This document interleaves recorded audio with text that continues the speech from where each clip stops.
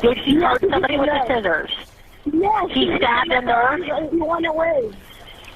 Frantic 911 calls describe the terrifying moments a Palm Beach nurse was brutally attacked on the job. The person believed to be the attacker, a Baker Act patient. We want to warn you, the story you're about to see may be difficult to watch.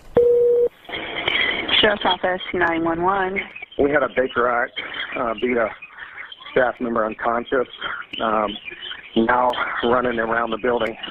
Oh, my God. Urgent 911 calls It's absolute chaos. detailing frantic moments. Okay, where is the injured nurse? The nurse is in the floor. The nurse is on the floor. Is she breathing? Yes. I'm on the 3rd floor. There's some guy in here that's nuts. I still feel like it's unreal. I can't believe this is actually happening. And as Cindy Joseph and Chris Lyle sit in their attorney's office trying to hold it together, it's hard to believe those 911 calls are talking about their mother. It's just pretty much unimaginable to me that this actually happened while she was at work, somewhere she's worked for over 20 years taking care of patients. I'm still in shock and disbelief. Last week, investigators say a Palms West nurse, identified by her family as 67-year-old Layla Malal, was, quote, inexplicably attacked by a 33-year-old Baker-acted patient. They say it's Stephen Scantlebury. The affidavit said essentially every bone in the victim's face was broken and that she was likely to lose the use of both eyes. A 911 call also reveals the suspect may have used scissors to attack her. Scissors? Yes. Did he hit somebody with the scissors? Did he hurt somebody with the scissors? Yes. He stabbed a nurse? He went away. Okay, does he still have the scissors, yes or no? Yes. What was going through her head? The pain she felt, the confusion, the trauma she's going to have for this for the rest of her life. These are photos the family shared of Malal after the attack, showing her eyes swollen shut and bruises throughout her face and collarbone. She had bleeding in the brain, subdural bleeding and subarachnoid bleeding. She was unconscious, intubated, not responding. The first night was pretty crazy. She was very unstable. Now the siblings have questions, particularly over a 911 call involving a man who identified himself to dispatchers as the Palms West CEO and what he told dispatchers about the unconscious victim. You said they assaulted the employee until they passed out? Yeah, unconscious. I'm not worried about that part. I mean, the Baker I dealt with. And this could be nearly a fatality. I couldn't imagine how heartless that was. How could they say that they didn't care about her, or they cared more about the Baker Act patient than their own nurse who's been there with them for 20 years? And then that comment at the end about how she's probably going to die, that really, really, really hurt me and really hit hard. Attorney Karen Terry is now representing the Loss family. They haven't yet filed suit, but Terry says she's looking at, quote, all avenues of recovery for the family, believing the hospital was negligent and had a, quote, reckless disregard for Loss safety. This absolutely could have been and should have been prevented on every level. We reached out to HCA Florida and Palms West for a response. A representative says she's working to answer questions over security, yet her children remain frustrated, angry, and fearful.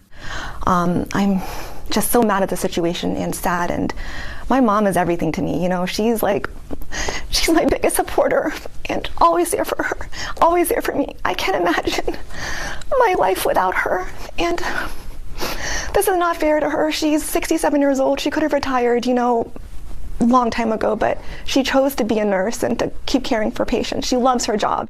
Investigative reporter has been digging into this story since it broke last week. Tonight you have new video and new information about the defendant, Stephen Scantlebury. Yes, I was able to confirm this morning that Stephen Eric Scantlebury was convicted on assault charges against the grandfather of his then baby son, hitting him in the face. This happening in 2018 in Canada. I first reported this Tuesday, but at the time it was unclear if it was the same Eric Scantlebury. Now we know it was. And I've just got this exclusive new video of Scantlebury trying to jump into a car in the middle of Southern Boulevard after police say he beat the 67-year-old nurse almost to death and escaped. Let's watch. This is exclusive new video of Stephen Eric Scantlebury in the middle of Southern Boulevard after running out of Palms West Hospital last Tuesday. The driver who took it tells me Scantlebury opened his door and told him, "Help me, please, they're trying to kill me." He came up to my door and he opened the door and he said he had blood all over his hand. They're trying to kill me. They're trying to kill me. And I closed the door. He hopped on the hood of the truck and then he went around to the other side of the truck and he hopped on the door of the tractor trailer.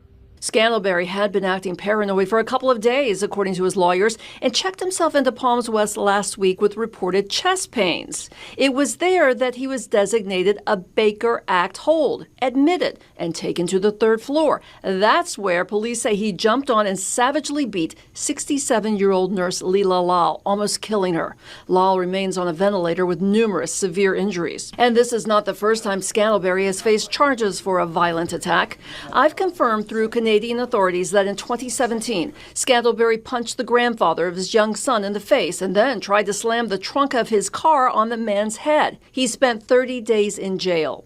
Scantlebury's parents are from Canada and he has dual citizenship there. One more reason prosecutors don't want him released. The judge agreeing not only could he flee, but he is a, quote, potential piece of dynamite that could explode any time. And nurses at Palms West continue to reach out, telling me they are fearful of situations like this. They have now circulated a petition with over 200 signatures, now asking for a sheriff's deputy to be stationed in the emergency room.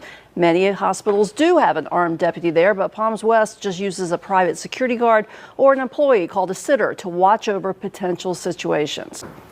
And our coverage of this story does not stop here. For more on the investigation into the attack. Tragic all around. Mental health is definitely real. I hope this gentleman gets the help that he needs. And I really wish the lady a fast recovery. She really didn't deserve that. But this is what happens. Sometimes dealing with mental patients is a really, really dangerous job. And she really should sue her former place of employment because that was really distasteful how they handled this whole situation and the language that they was using about this victim. Next story. A local couple is looking for a new place to live tonight after a frightening encounter with a stranger. They say a man running from police ripped open their metal security screen and kicked his way inside their apartment. This happened yesterday near Sierra Vista in Cambridge.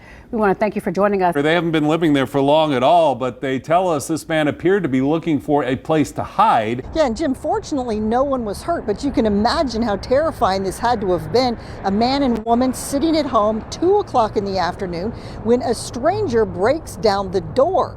Now they're packing up and moving out. It's a dramatic moment caught on a Ring doorbell camera.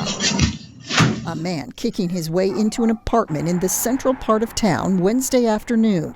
Inside, Gary Smitherman was sitting with his wife and their dog, Princess Chicken Nugget. She did not like that man. A 10-year-old Maltipoo with no teeth, but a very big attitude. We don't know if it was her barking because she was going absolutely ham. And saw her and he booked it, and he limped out of the house. We have it all on camera, and the police caught him almost immediately. Smitherman says the stranger had been running from police, seeming to pick their apartment at random as a possible hiding spot. Today, the door is mostly fixed. So that is what he did, completely demolished it. But emotionally, the damage is done. The couple is now packing up and leaving just 1 month after moving in. It could have gone wrong, it could have gone bad, but he didn't choose to do anything violent, so. And he didn't say anything, he just came in and No, it wasn't personal. That's why we don't really hold any grudges. It wasn't personal. And incredibly, this wasn't the first incident caught on that Ring cam. January 30th, a man wearing a mask, hoodie, and gloves was recorded trying the door at 4 o'clock in the morning, even acknowledging the camera as he left. Just a few days later, on February 3rd, another man approaches at 11:30 at night.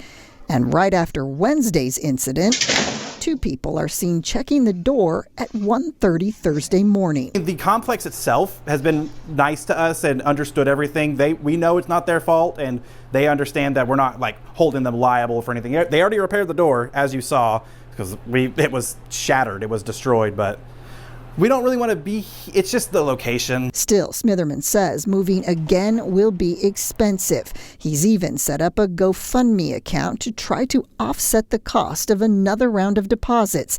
Having just relocated to Las Vegas, he was hoping for a smoother transition. Every little noise has freaked us out at this point. I'm from Texas, like you know, and I'm used to the quiet, and I was getting used to the city noise. Now the city noise is scary. And we have requested a police report to see why the man was running from police in the first place and what additional charges he could be facing now. We'll let you know what we find out. Yes, you can certainly understand why they are ready to move. Thank you so much. Yeah, he's really lucky because I know some folks would have met him with immediate gunfire. Make sure when you're just sitting around your house, you got things to protect yourself just in case situations like this happen, because this could have went a whole nother way. And this concludes tonight's episode of Prime Crime Network. I'm your host, Gracious Marlowe. And until next time, be safe. Thank you for watching Prime Crime Network, your source for urban and suburban and around the world news. Hit the subscribe, like, and the notification bell